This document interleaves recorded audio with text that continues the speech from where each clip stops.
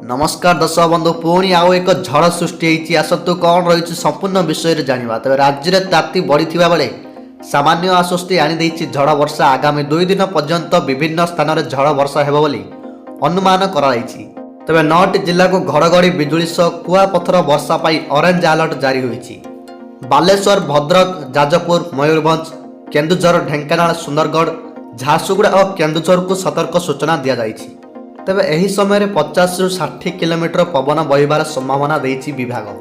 सेहीपरि 13 जिला को yellow alert जारी होइछि। संबलपुर देवगढ़ अनुगुल नयागढ़ खोर्धा कटक जगतसिंहपुर पुरी गजपति गंजाम रायगड़ा कलाहांडी और कंधमाल को सतर्कता सह 40 ରୁ 50 किलोमीटर पवन बहिबार संभावना देइछि पाणीपाग विभाग। सेबडे ऑरेंज वार्निंग दिया जाइछि 4टी जिला को मयूरभंज केन्दुझर बालेश्वर और भद्रक रे कुआपथर वर्षा सह झड़ी पवन नहीं ऑरेंज अलर्ट जारी करिछि विभाग।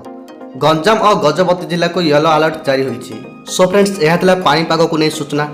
तो दर्शक बंधु आपण मैंने केउं जिल्लार देखुछंती आमको कमेंट बॉक्स रे निश्चय जणातु। एहा सहित आज आपणको जिल्लार केमिति पाग रहिछि मतामत आपण माने आमको निश्चय दियंतु।